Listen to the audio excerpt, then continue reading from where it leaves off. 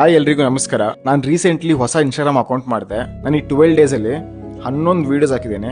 ಆ 11 ವಿಡಿಯೋಸ್ ಇಂದ ನನಗೆ 1 ಲಕ್ಷ ವ್ಯೂಸ್ ಇದೆ. 1 ಲಕ್ಷ ವ್ಯೂಸ್ ಇದ್ರೂ ಕೂಡ ನನಗೆ ಫಾಲೋವರ್ಸ್ ಬರೀ 130 ಜನರಲ್ಲಿ ಅರ್ಧ ಜನ ನನ್ನ ಕ್ಲೋಸ್ ಫ್ರೆಂಡ್ಸ್ ಇದ್ದಾರೆ ಅಂಡ್ ಅರ್ಧ ಜನ ಸ್ಟ್ರೇಂಜರ್ಸ್ ಇದ್ದಾರೆ. ನಾನು ಇದೆಲ್ಲ ನಿಮಗೇನೆ ಕೇಳ್ತಿದ್ದೆ ಅಂದ್ರೆ, ನಿಮ್ ಇನ್ಸ್ಟಾಗ್ರಾಮ್ ಅಲ್ಲಿ ನಿಮ್ಗೆ 1000 ಜನ ಫಾಲೋವರ್ಸ್ ಇರ್ತಾರಲ್ವಾ, ಆ 1000 ಜನದಲ್ಲಿ ನಿಮಗೆ ಆಕ್ಚುಯಲ್ ಫ್ರೆಂಡ್ಸ್ ಅಂತ ಇರೋರು, ಸಪೋರ್ಟ್ ಮಾಡೋರು ತುಂಬಾ ಕಡಿಮೆ ಜನ ಇರ್ತಾರೆ.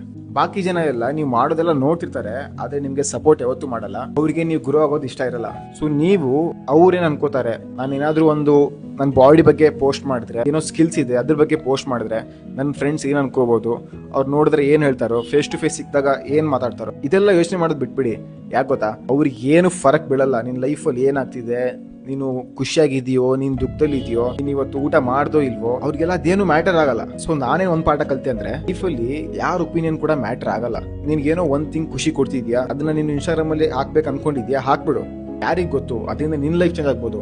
ಈ ಸೋ ಕಾಲ್ಡ್ ಫ್ರೆಂಡ್ಸ್ ಇರ್ತಾರಲ್ಲ, ಅವ್ರು ಬರೀ ನಿಂಗೆ ಇನ್ಸ್ಟಾಗ್ರಾಮ್ ನಂಬರ್ಸ್ ಮಾತ್ರ, ಅದ್ ಬಿಟ್ಟರೆ ನಿನ್ ಲೈಫಲ್ಲಿ ಅವರಿಂದ ಏನು ಇಂಪ್ಯಾಕ್ಟ್ ಆಗಲ್ಲ.